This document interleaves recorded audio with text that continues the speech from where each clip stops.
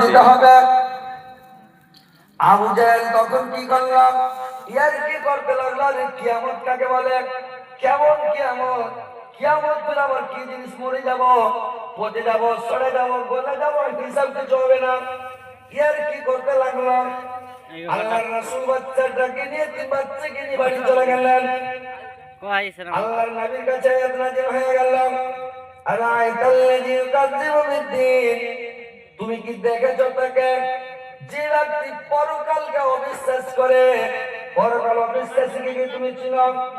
সে ওই ব্যক্তি যে ফাজালাকাল্লাযী ইয়াদউল ইয়াতীম, সে ওই ব্যক্তি যে ইয়াতীমকে ঘাড় ধাক্কা দিয়ে, গলা ধাক্কা দিয়ে তেড়ে নেয়, সেটাই হচ্ছে পরকালকে অবিশ্বাসী, কিয়ামতকে অবিশ্বাসকারী। তো ওই সৌদি আরবের ওই জামানাতে এতিমের প্রতি জুলুম করা হতো, এতিমকে কষ্ট দেওয়া হতো, এতিমকে মানে এতিমের সাথে ভালো আচরণ করা হতো না। তো ভাই কথা হচ্ছে, এতিমকে ভালোবাসেন, এতিমের মাথাতে হাত বোলান, এতিমকে সন্তুষ্ট করেন, কানলে ওকে সান্ত্বনা দেন, বুঝান দেন, এতিমকে আদর করেন। আর এতিম বাচ্চার সামনে নিজের বাচ্চার ভাই আদরের সামনে দেখিয়ে করিয়েন না, ওর সামনে নিজের বাচ্চাকে টাকা দিয়েন না, নিজের বাচ্চাকে খুব আহ্লাদিল করে, মানে ওর সামনে খুব আদর যত্ন, আদর সর, কি খাবে ওটা, কি খাবি, কি নিবি, কি করবি, কয় টাকা নিবি, কয় টাকা দেবো, কি করবো, এই যে এরকম যদি বলেন, তো অটোমেটিক বাচ্চাটার ভিতরে দুঃখ হবে না ভাই? আর কলজাটা তো ফাটবে যে আমার বাপ বেঁচে থাকলে আমাকেও দিত, আমার বাপ থাকলে আমার আদর করতো, আমাকেও তুলে দিত, একটা আফসোস করবে।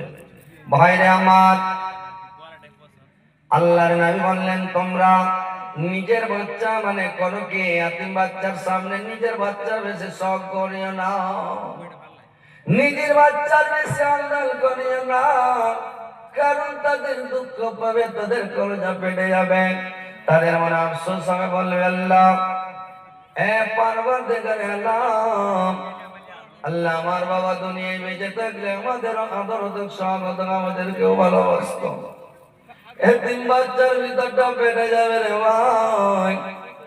আল্লাহ বলছেন, যখন এতিম বাচ্চা কাঁদে, আল্লাহর আরশ খানা কাঁপতে লাগে, হিলতে লাগে, আল্লাহর আরশ খানা হিলতে লাগে। আল্লাহ পাক ফেরেশতাদেরকে বলে, যাও তোমরা দেখো আমার এতিম বাচ্চাকে, এতিম বান্দাটাকে কে কাঁদালাম, যে আমার এতিম বান্দাকে সন্তুষ্ট করবে, আমি তাকে কিয়ামতের দিন জান্নাতে প্রবেশ করিয়ে সন্তুষ্ট করব।